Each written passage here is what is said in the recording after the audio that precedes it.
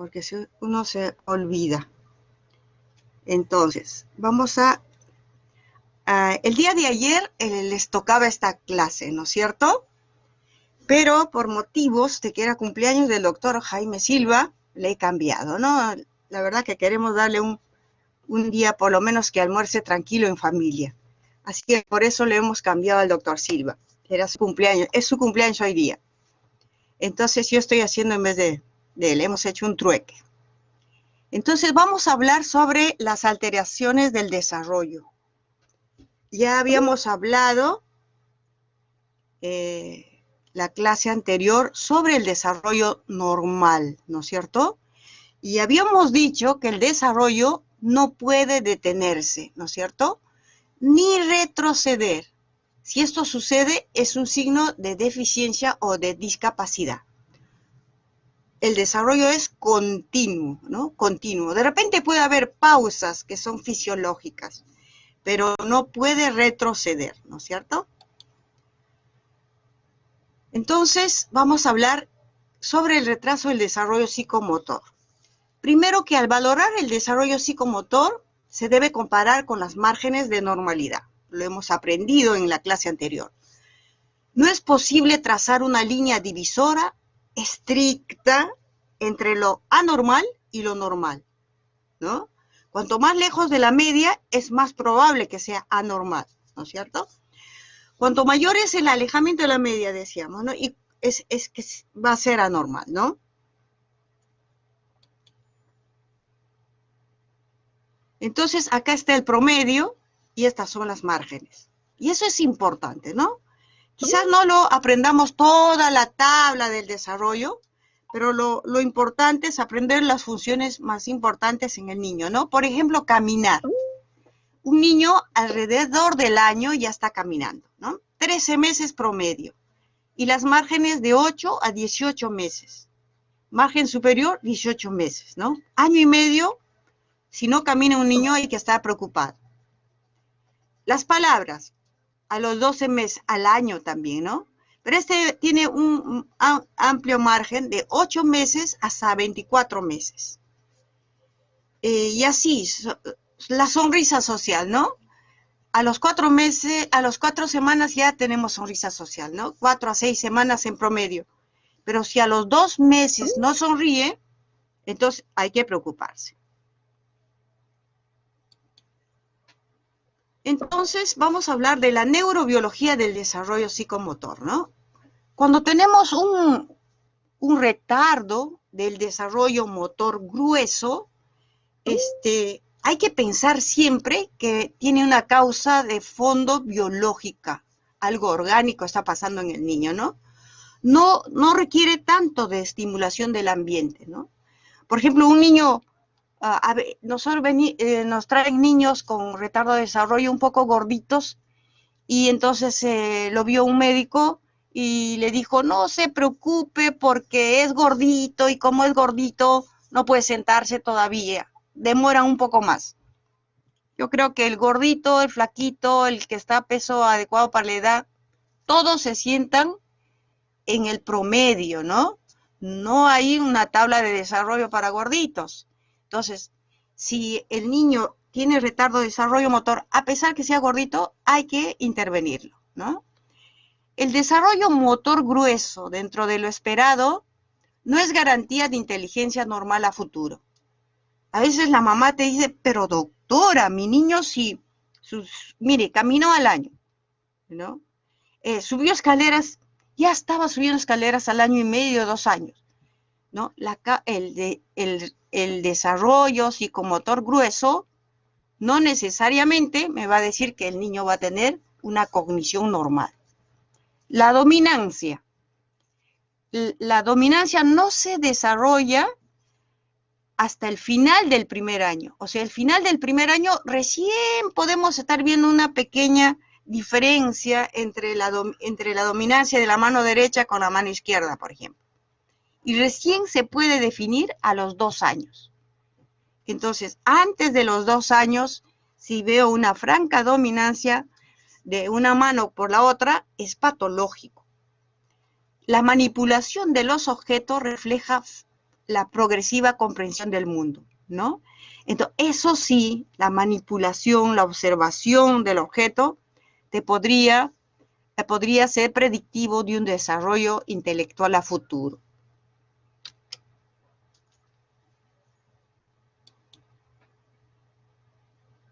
Entonces tenemos nuestras áreas de discapacidad, ¿no? Igualito como hemos hecho en la clase de ayer, ¿no? Hay áreas de discapacidad, ¿no? La motora, la sensorial, la intelectual y la social. Y vamos a hablar de cada área, aunque no son independientes, ¿no? Se integran, todas las áreas se integran, ¿no? Vamos a ver cuando hay alteraciones motoras predominantemente, ¿no? Cuando hay alteración motora predominante, hay que pensar en el compromiso ya sea del sistema nervioso central o ya sea del sistema nervioso periférico, ¿no? Si es central, hay que pensar que haya una enfermedad motriz cerebral o una espina bífida, ¿no? Y si es periférico, hay que pensar que se trate de una neuropatía, de una miopatía, de un compromiso del cuerno anterior, puede ser, ¿no? Si la alteración es cognitiva, hablamos de retardo mental, ¿no? Si la alteración es más comportamental, vamos a estar hablando de autismo, de psicosis, y si hay regresión psicomotora, vamos a hablar de enfermedades inherentes del metabolismo o de las enfermedades neurodegenerativas.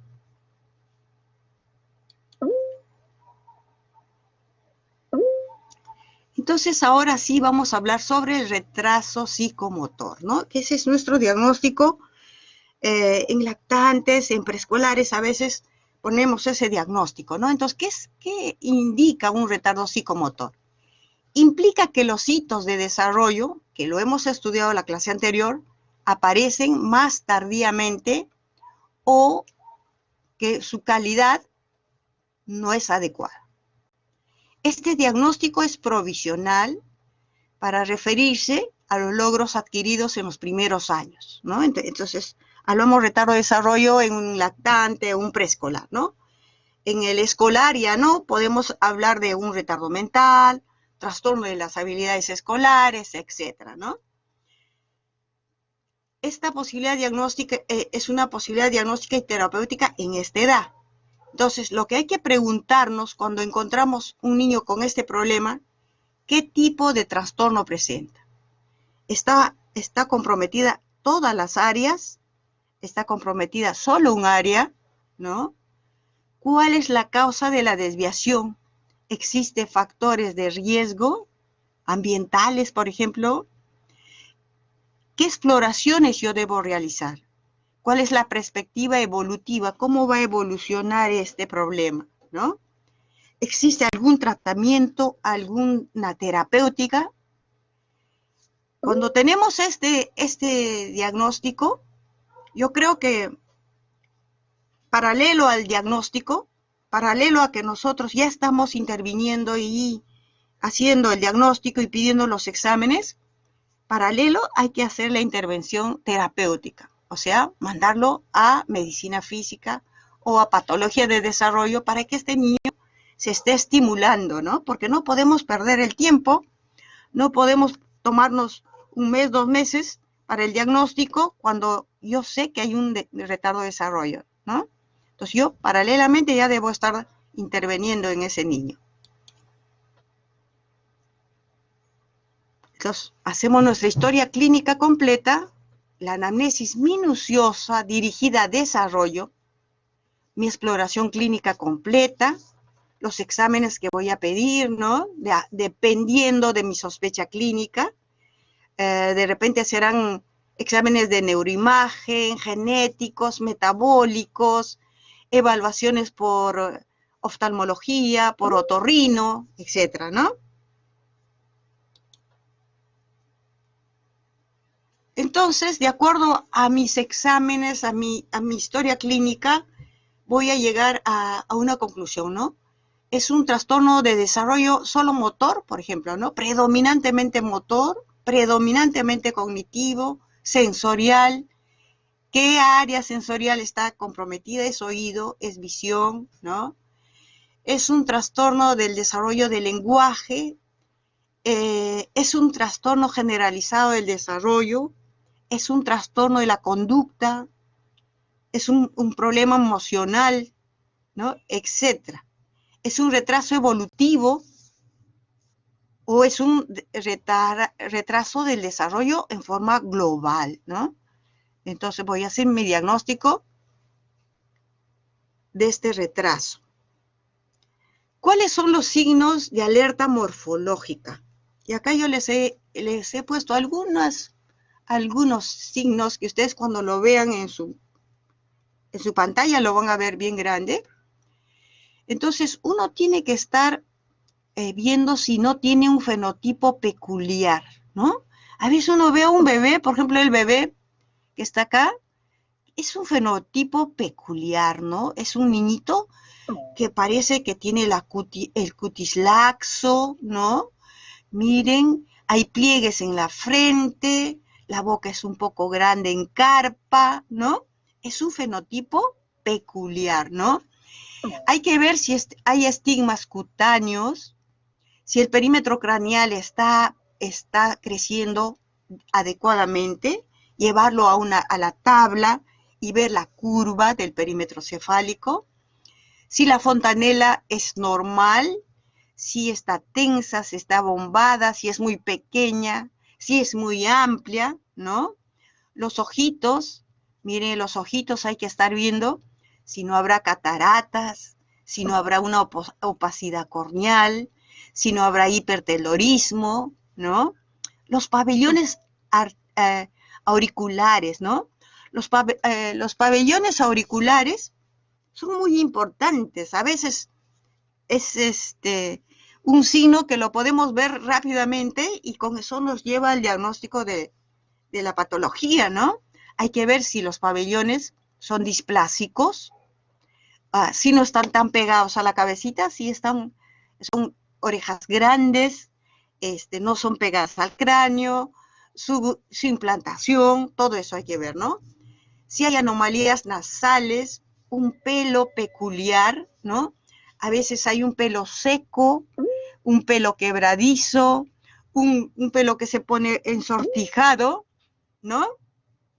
Anomalías en las extremidades, si hay organomegalia, si hay hipogonadismo. Entonces, hay que estar alertas en nuestra evaluación del examen clínico, hay que estar observando todo esto, ¿no?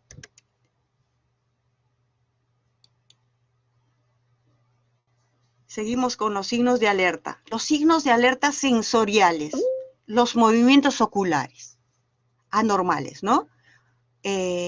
Por ejemplo, en el niño del centro, ¿no? Este niñito, ustedes ven un ojito más pequeño que el otro, ¿no? Y una desviación de los ojitos, ¿no es cierto? Si hay ausencia de seguimiento, esa es la primera pregunta que le hacemos, ¿no? Una mamá que trae su bebé pequeñito, usted le pregunta, señora, su niñito lo observa, le mira, fija la mirada, y la mamá muy contenta le dice, sí, doctora.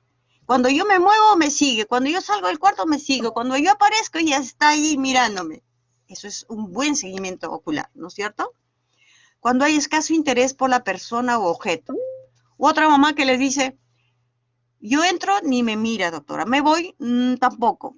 Le carga a cualquiera, no llora, etcétera, ¿no? Entonces, atención en ese niño, ¿no? Escasa o nula reacción a la voz o sonido, ¿no?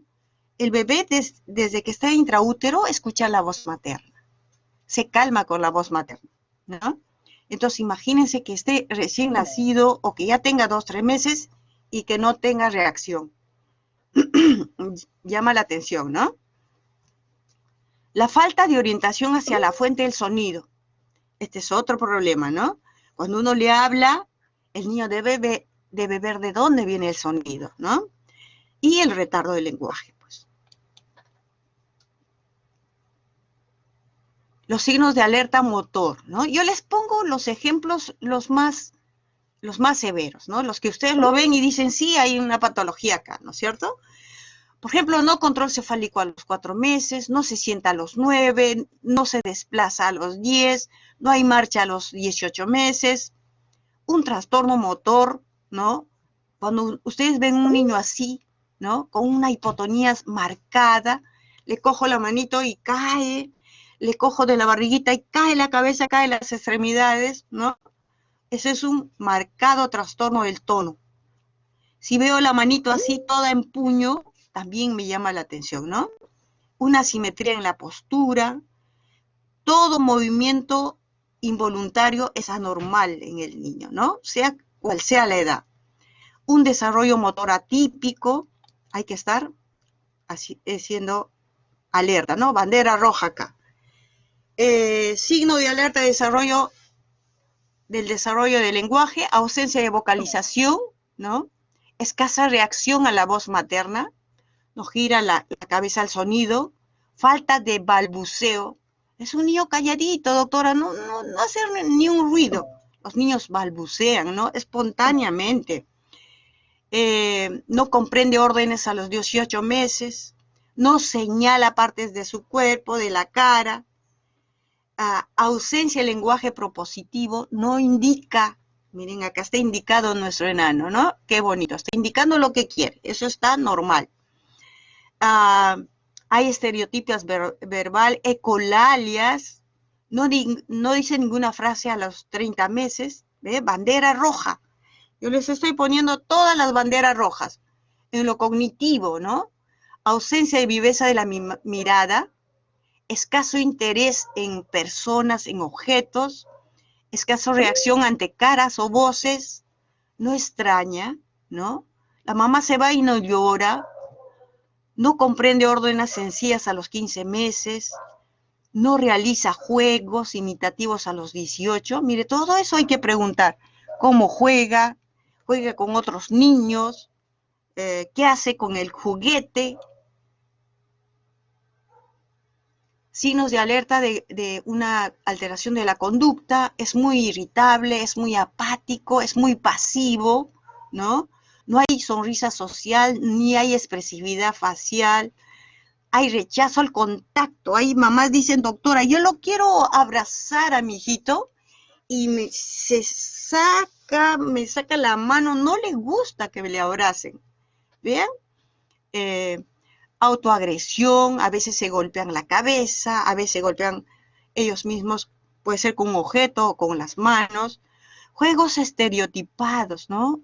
O no hay no hay un juego imitativo. Entonces, cuando uno le enseña a jugar, no imita al niño, ¿no? Está muy aislado. Por ejemplo, esta postura que les pongo, ¿no? Muy aislado, juega solo. Tiene baja tolerancia a la frustración, ¿no? Cuando no le sale algo, grita, tira los juguetes, etcétera, ¿no?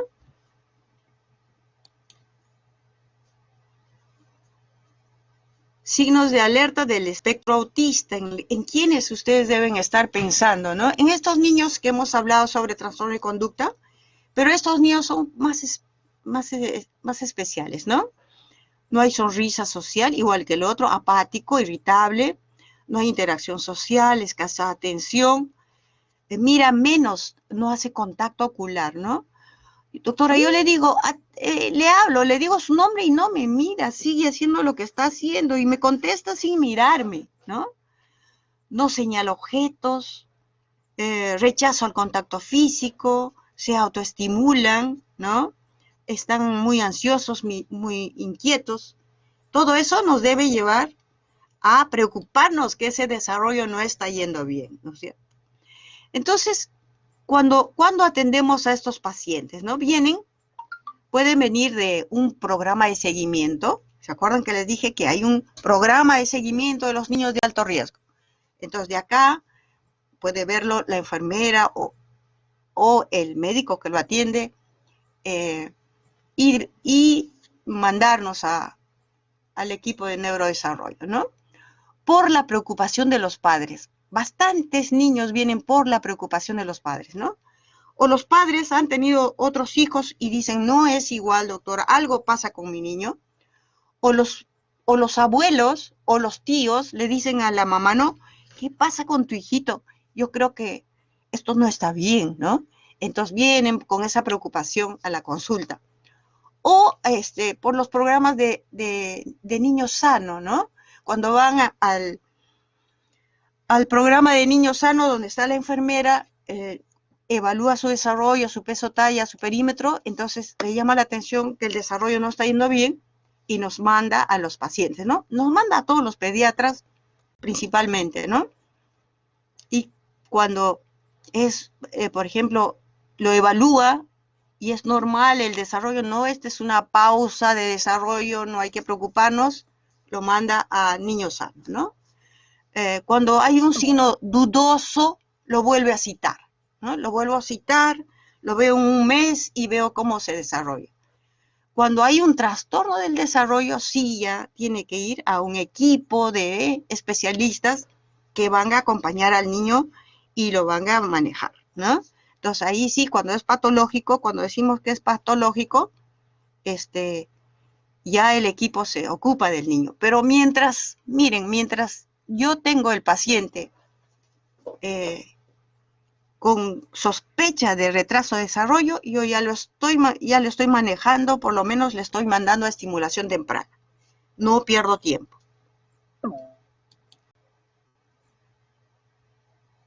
Entonces, el neurodesarrollo hay que ver las áreas, ¿no? Las áreas que ya sabemos. Puede ser una área sensorial, un área de lenguaje, sociabilización, el desarrollo motor y también el comportamiento, ¿no? ¿Cómo es el comportamiento del niño? Entonces, vamos a hablar sobre la parálisis cerebral o incapacidad motriz cerebral.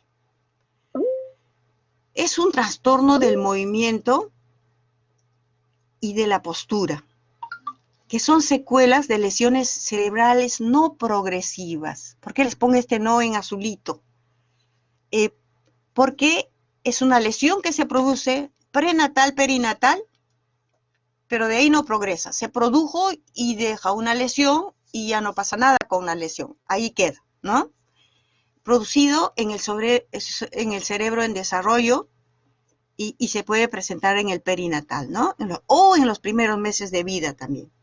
Estos síntomas van a ir de leves a severos. La característica de esto es que tiene un intervalo libre. Puede producir en el parto, por ejemplo, nace el niño, yo no encuentro nada especial y cuando, por ejemplo, tiene que mover las dos manitos, cuando junta las dos manitos, el papá viene y se queja y dice, doctora, agarra el biberón solo con una mano y la otra no la usa, ¿no? Ahí, ese es el intervalo libre, ¿no? Del momento en que se hizo al momento en que yo le voy a diagnosticar. El tratamiento, la mayoría de los niños pueden mejorar con tratamiento si lo hacemos precozmente y adecuadamente, ¿no?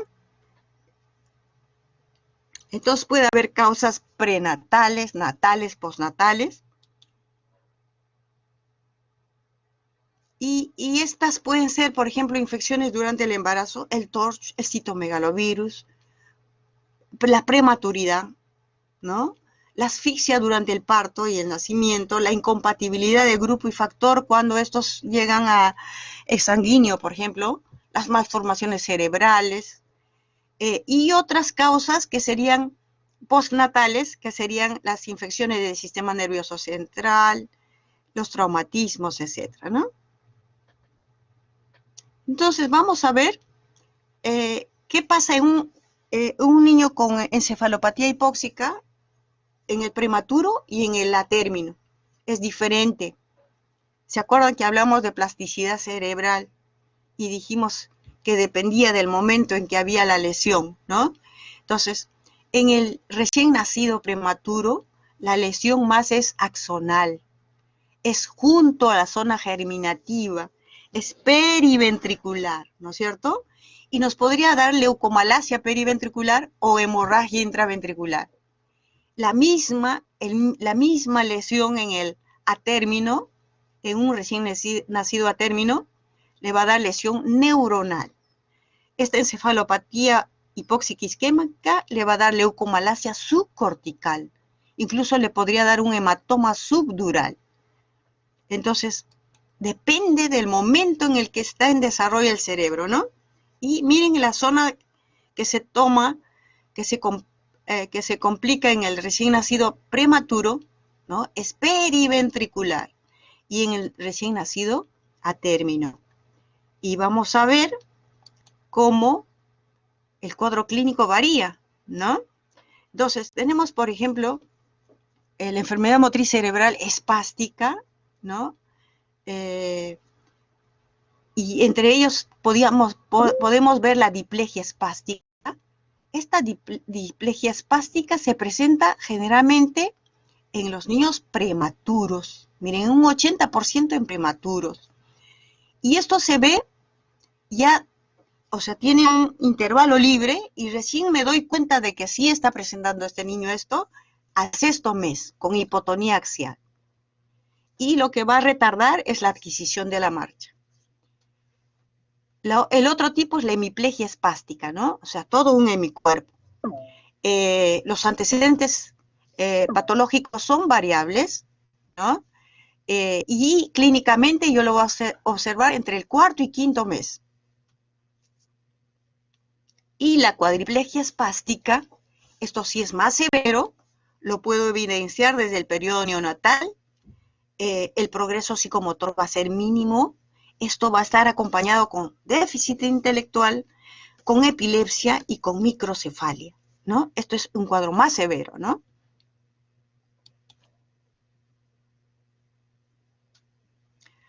Y acá les voy a narrar una historia de un recién nacido prematuro de 30 semanas, pequeño para la edad gestacional, con un Apgar de 5 a 9, presentó sepsis y enfermedad de membrana hialina, como ustedes han visto en neonatología, ¿no?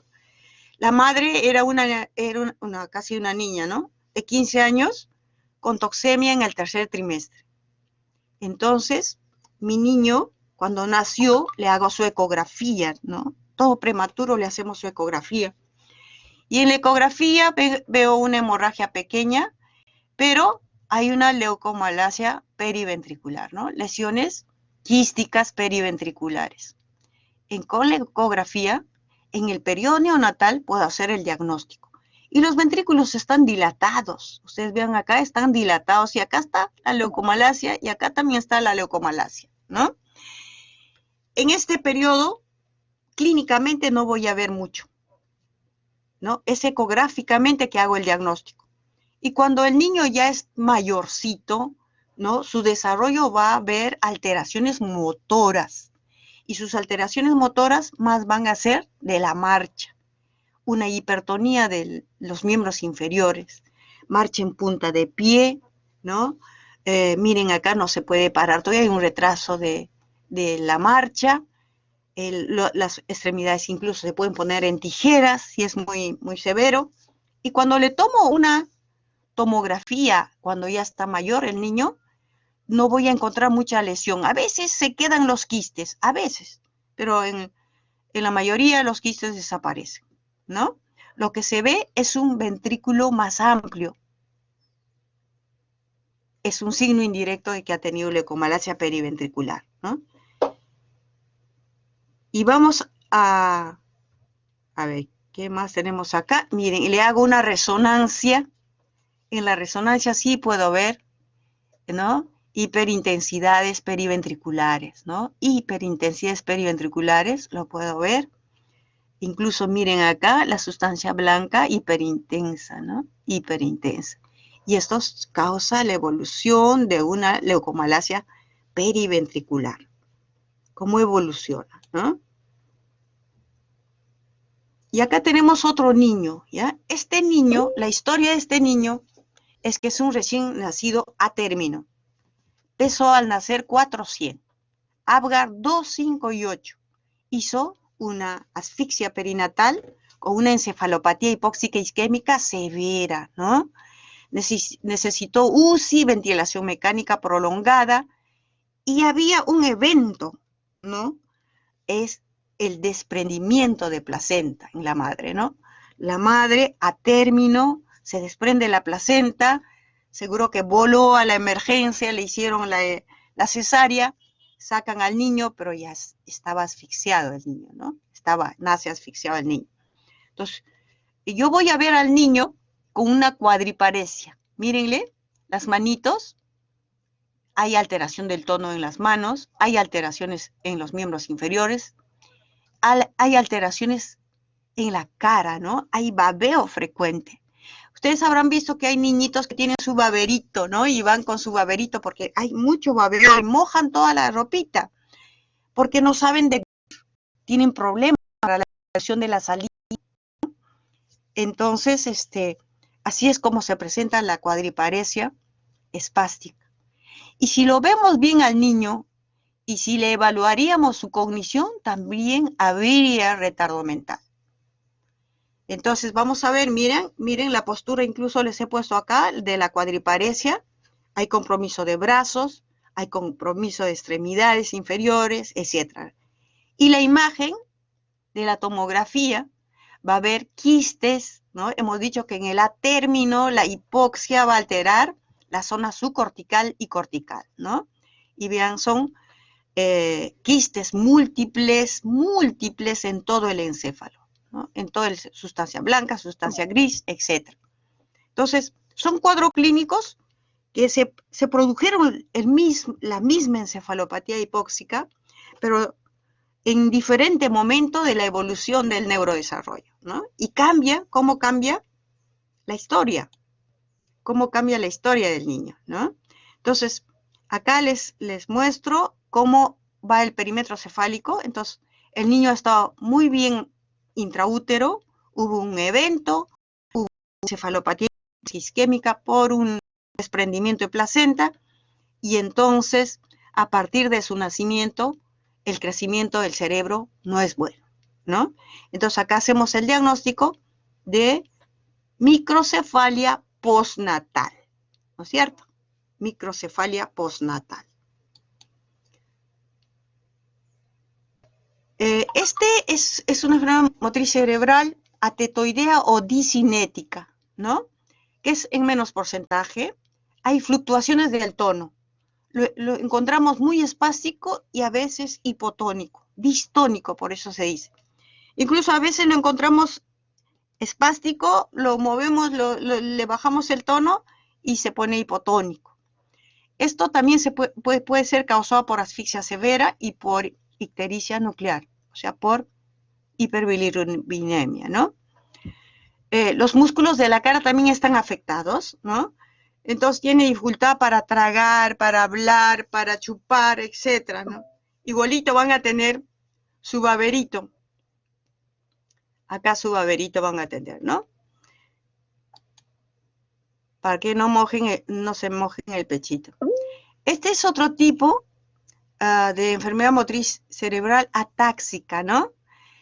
Mucho menos, como ven, mucho menos que los otros, va a afectar el equilibrio y la coordinación. Y acá yo les pongo la manito de una de las niñas que está tratando de hacer de pegar, ¿no? Estas habichuelas al papel, y qué difícil les hace para ellas coger una taza incluso, ¿no? Se les puede caer la taza, no pueden comer bien, no pueden poner la cuchara a la boca, etcétera, ¿no?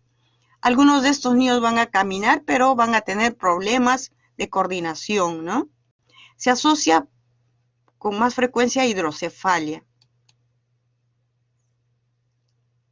Y acá les he puesto una hemiplegia espástica, un ejemplo, en la marcha, ustedes lo van a ver caminar al niño, y una extremidad va a caminar muy bien, y la otra, como la marcha del segador, ¿no? Igualito que los adultos, ¿no? Y también la manito, ¿no? Si ustedes ven, la manito también está comprometida. Entonces, ya vimos todo lo motor, y ahora vamos a ver el desarrollo del lenguaje, ¿no? Lo que yo veo es que casi todos los médicos aprendemos el neurodesarrollo motor grueso, motor fino incluso, pero nos olvidamos del lenguaje y de lo social del niño, ¿no? Y se nos pasa, y a veces ya a los 3 años viene la mamá con esa queja, ¿no? Y se nos pasó a varios. Entonces, Por eso que ponemos énfasis en el desarrollo del lenguaje, ¿no? Entonces, retardo del lenguaje. Esto yo creo que ya lo hemos hecho la clase anterior. ¿En quiénes decimos retardo del lenguaje? Retardo del lenguaje cuando el niño no pronuncia ninguna palabra a los 18 meses y no hace frases a los 30 meses, ¿no? No hace frase. ¿Qué es frase? Unir dos palabras. Dame pan, quiero leche, vamos calle, dame teta, etcétera, ¿no? Esa es una frase. Entonces, con los padres hay que preguntarle todo, ¿no? ¿Qué palabras dice? ¿Qué frases dice? ¿Qué oraciones dice? Porque a veces los papás te dicen, sí, habla muy bien, doctora, muy bien, pero no dice frases, por ejemplo, ¿no? Habla palabras sueltas, pero no frases. Entonces hay que preguntar bien y hay que hacer bien la historia del desarrollo del lenguaje, ¿no? Entonces va a haber anomalías en el desarrollo del lenguaje, las disfonías, por ejemplo, ¿no? Cuando hay una anomalía en las cuerdas vocales, por ejemplo, las disritmias, es la tartamudez, ¿no? La tartamudez, que en algún momento en los niños puede haber, pero es transitoria, es transitoria. Las alteraciones de la expresión del lenguaje debido a anomalías de los órganos de fonación, la disartria, secundarias a alteraciones neurológicas o sensoriales, esto es importante, ¿no? Entonces, cuando uno ve un retardo del lenguaje, hay que descartar si no será una hipoacusia, es que no escucha el paciente, o tiene un retardo mental, o tiene una enfermedad psiquiátrica, ¿no? Hay que descartar esas enfermedades. O es una anomalía primitiva del desarrollo del lenguaje. Entonces, cuando tenemos esto del retardo del lenguaje, hay que pensar en estas causas, ¿no? Retardo mental, hipoacusia y enfermedad motriz cerebral. Los antecedentes familiares importantísimo, los ambientales sí tienen que ver bastante, ¿no? Si hay un niño que nadie le ha hablado, que nunca ha escuchado una voz de humano, no va a aprender a hablar, ¿no? Uno aprende a hablar, ¿no? Si no es una pausa del desarrollo, si no se tratará de un trastorno de espectro autista, entonces hay que hacerle un examen neurológico correcto, un examen morfológico facio-bucofaringio, ¿no? La cara, los movimientos de la boca, de la laringe, de la faringe, etc. Y le evaluamos o le evalúa la terapista del lenguaje, el prelenguaje, la conducta de imitación, imita el lenguaje interior, la comprensión verbal y la producción del lenguaje. Generalmente nosotros preguntamos, ¿qué dice, no? Es producción del lenguaje. Dice mamá, papá, etc. Y nos olvidamos qué entiende o qué prelenguaje tiene, ¿no? Antes de decir una palabra, hay un prelenguaje, ¿no?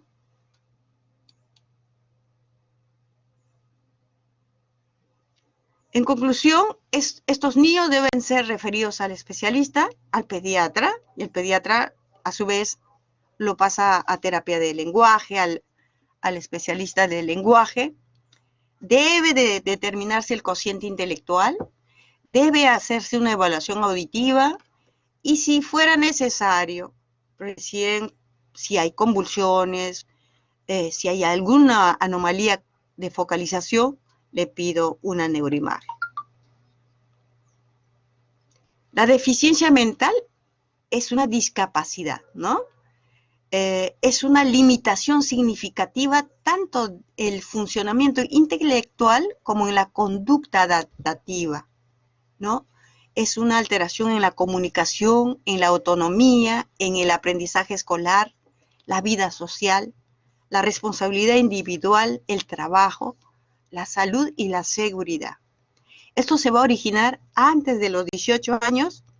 Sus límites igual son difíciles de establecerlo. Y sí, en la población general hay un 2 a 3% de esta deficiencia, ¿no? Esta deficiencia se presenta, mire, en todas las razas.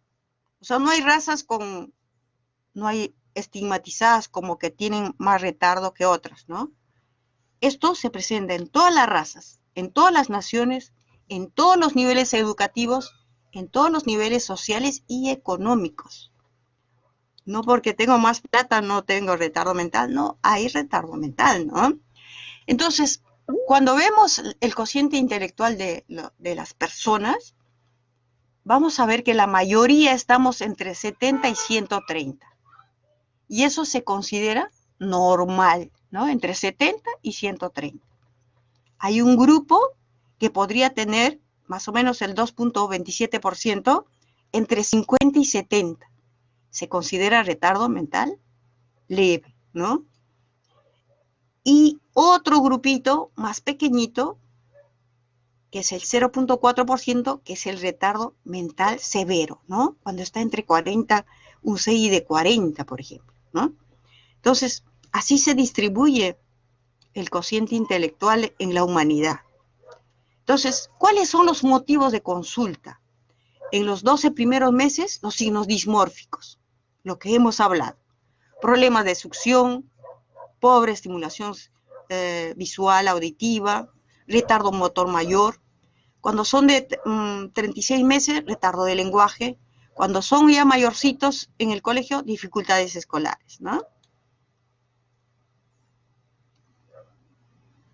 ¿Cuáles son los factores predisponentes? Hay muchos factores. Los factores paternos, la consanguinidad es uno. Los maternos, como la edad de la madre, las enfermedades sistémicas de la madre.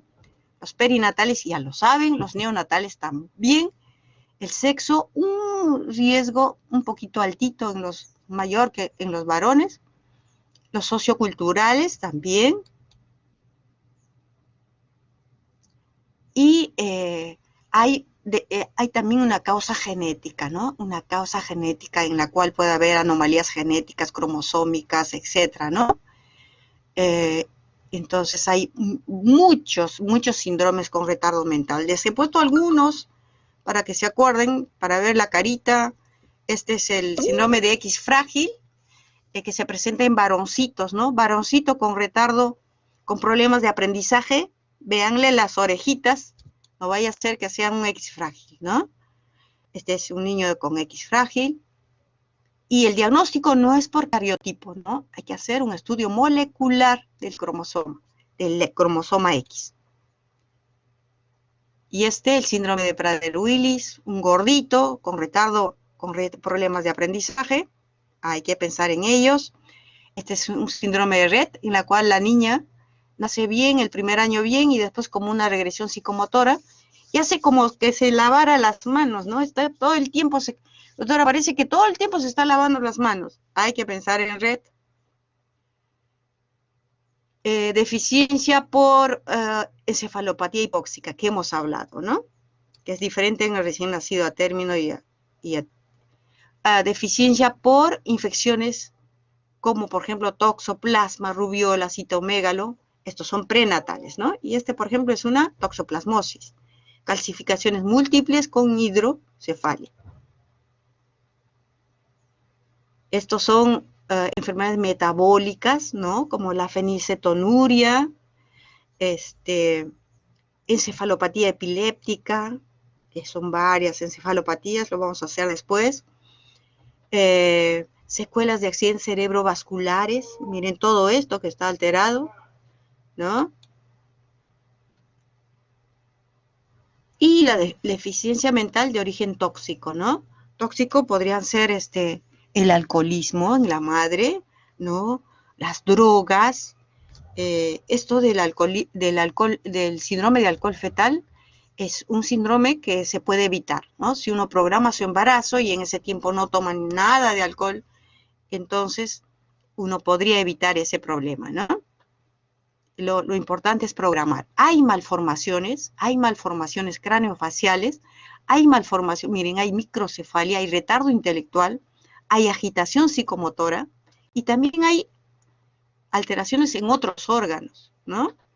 Y acá les he puesto qué cosa encontramos en este niñito, que es más o menos parecido a ¿no? Que se nos puede pasar. Yo lo veo así, digo, no, yo lo veo bien, ¿no? Pero ahí está el síndrome del alcohol fetal. Entonces, embarazada, no alcohol. No alcohol. Así, 0% de alcohol. Entonces, el diagnóstico de un problema cognitivo, por ejemplo, el retardo mental, hay que hacer cociente intelectual, ¿no? Este cociente nos va a dar un puntaje y de acuerdo al puntaje vamos a clasificar el retardo, ¿no? El profesor nos ayuda muchísimo, la psicóloga es la que hace este examen, hay que saberlo hacer. No todas lo conocen, hay unos que se especializan en hacer esto. Y acá tenemos, ¿no?, el CI observado y cómo van haciendo la clasificación, ¿no?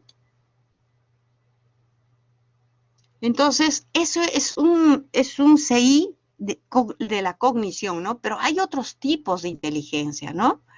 La inteligencia, por ejemplo, lingüística, ¿no? Por ejemplo, espacial, corporal, lógico-matemático, naturalista, ¿no? Hay que ver qué otras áreas en qué otras áreas se desenvuelve este niño, ¿no? Hay niños con un retardo mental que tienen algunas áreas específicas que lo desarrollan muy bien, ¿no? Entonces hay que evaluar de todas las formas, de forma diversa a ese niño, ¿no? Lo que hay que buscar es la etiología, ¿no? Si tengo un niño con deficiencia mental, entonces los antecedentes, el examen neurológico, los exámenes que voy a pedir, ¿no? Una evaluación oftalmológica, auditiva, potenciales evocados auditivos. Si el niño convulsionara, le hago un electro, ¿no? Y si es necesario, le hago neuroimagen también, ¿no? Hay que evaluar esto. Yo creo que tengo 8 minutos. Bueno, vamos a hacerlo rapidito. Esto se llama regresión psicomotora, ¿no? O sea, decíamos que el desarrollo no es continuo, no se detiene ni regresa, ¿no? Esta es regresión psicomotora. Toda regresión psicomotora es patológica y hay que pensar en enfermedades del metabolismo, las encefalopatías epilépticas, en las enfermedades neurodegenerativas. Y les voy a poner un caso bien así rapidito. Es un niñito del año 9 meses que tenía antecedentes de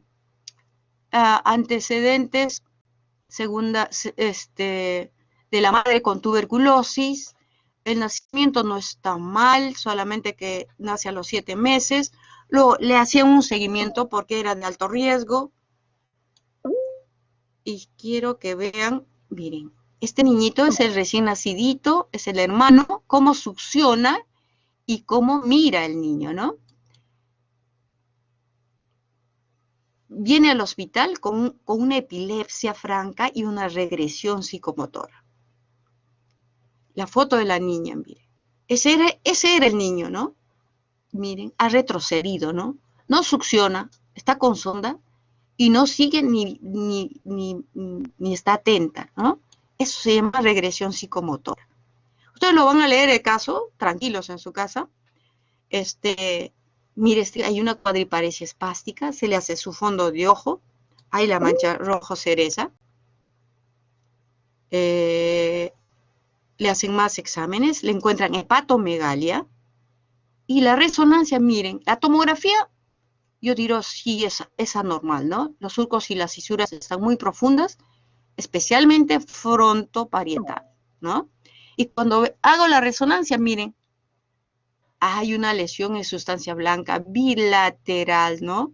Los núcleos de base también, ¿no? Están alterados totalmente, ¿no? Entonces, es una enfermedad neurodegenerativa donde hemos visto que hay regresión psicomotora, ¿no? Se le hace su diagnóstico y se busca la enfermedad que podría ser, ¿no? Pensamos en varias enfermedades, le hacemos exámenes específicos y sale esta enzima baja, ¿no? En los leucocitos. Entonces, es una enfermedad neurodegenerativa, ¿no? ¿Quiénes nosotros lo atendemos al paciente en forma integral? Somos varios médicos, somos un equipo de médicos que lo atendemos, ¿no? Entonces esas manos somos nosotros, que tenemos que sostener a la familia y tenemos que orientarle bien y apoyarlos. Entonces justo terminé a tiempo para que puedan ir a otra clase. Si hay una pregunta, así para una ahí. para una pregunta. ¿Habrá preguntas? Yo creo que revisen el caso clínico, que es es un caso que ilustra bastante de qué es regresión psicomotora. Y ojalá que nunca se les pase una regresión psicomotora, porque sí, eso sí es orgánico y es patológico. Muy bien, hasta luego con todos, nos vemos en otra clase. Muy bien, hasta luego. Gracias, doctora. Hasta luego. Hasta luego, doctora, gracias. Muchas gracias, doctora. Hasta luego. Doctora, muchas gracias. Vayan, respiren un poquito y entren a la otra clase. Hasta luego.